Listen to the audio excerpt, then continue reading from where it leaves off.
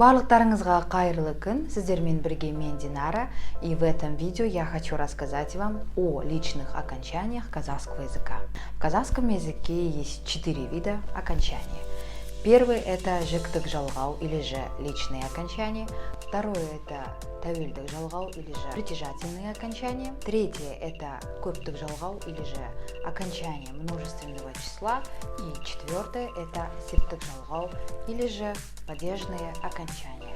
Сегодня мы с вами рассмотрим самое первое – личное окончание или же жіктік жалғау. Личное окончание вы встретите в конце предложения. То есть эти окончания добавляются к самому последнему слову предложения.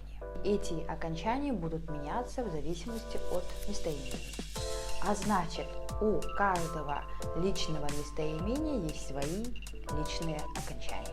Обратите внимание на местоимение. У каждого местоимения есть свои личные окончания. Первое местоимение – это мен, я.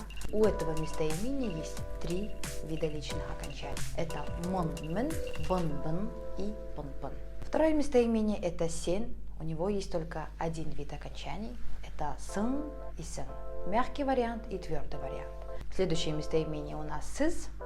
Это вы, вежливая форма. У этого местоимения также есть один вид окончаний. Это сыз и сыз.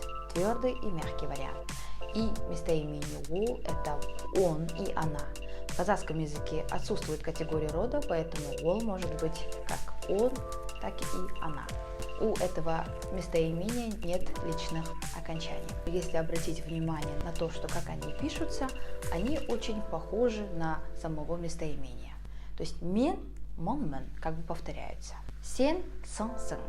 Имейте в виду, во втором лице у нас есть хвостики. Н пишется с хвостиком. Сыз также повторяется с сыз, а у ол нет личных окончаний. Теперь, почему у местоимения мен есть 3 вида окончания? А это зависит от последнего звука слова. Если наше слово завершается на гласные и на согласные как л, м, н, н, р и у, то мы добавляем мон, мен. Мон добавляем, если наше слово твердое по звучанию, мен добавляем, если наше слово мягкое по звучанию. Например, я мама, мен анамын. Она завершается на а, после гласных у нас следует мон, добавляем твердый, потому что слово она является твердым по звучанию. Дальше бен, бен добавляем только после з. То есть, если слово завершается на з, то мы добавляем либо бен, в зависимости от мягкости и твердости слова. Например, слово кыз, девочка. Нам нужно сказать я девочка. Мен кызбын. То есть не кызмын, а кызбын. Потому что у нас есть четкое правило, если наше слово завершается на з, то мы добавляем бын. Теперь нам нужно выбрать твердую или мягкую. Конечно же, мы выбираем твердую, потому что гласное «ы», которое присутствует в слове «кыз», является твердым, а значит и окончание должно быть твердым. Это закон сингармонизма. Пон добавляем после глухих согласных. Это к, п, ф, т, ш, с. Например, слово студент. Студент завершается на т, глухой согласный, мы добавляем пон. Теперь здесь вариант либо пон, либо пен. Слово студент является мягким, поэтому мы добавляем пен мягкую. Студент пен. Итак, разобрались, в каких случаях добавляется мон, бон и пен. Теперь, к каким частям речи мы добавляем эти личные окончания. Первое – это когда у нас существительное.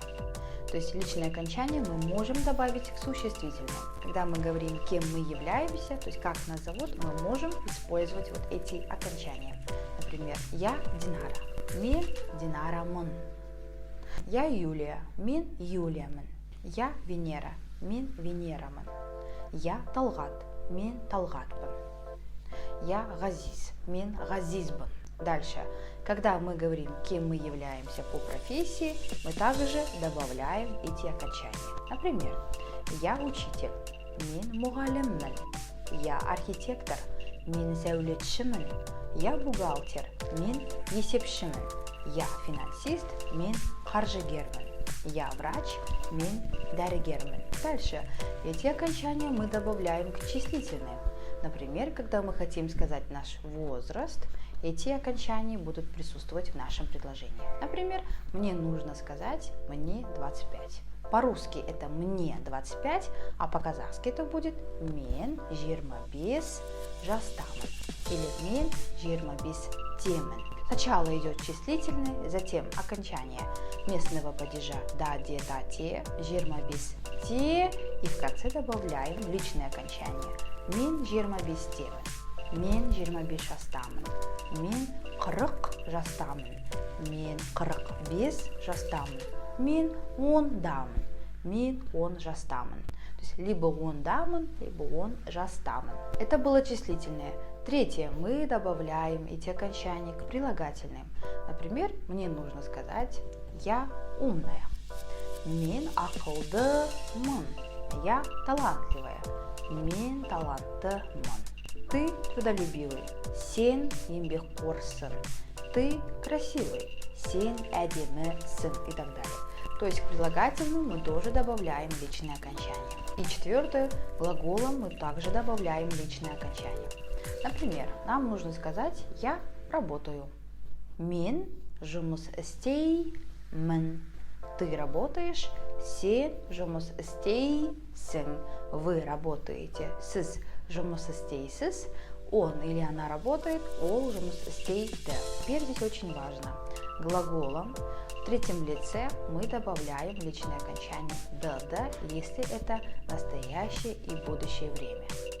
А если это прилагательные, числительные, существительные наречия, мы в третьем лице ничего не добавляем. Исключение только глаголами.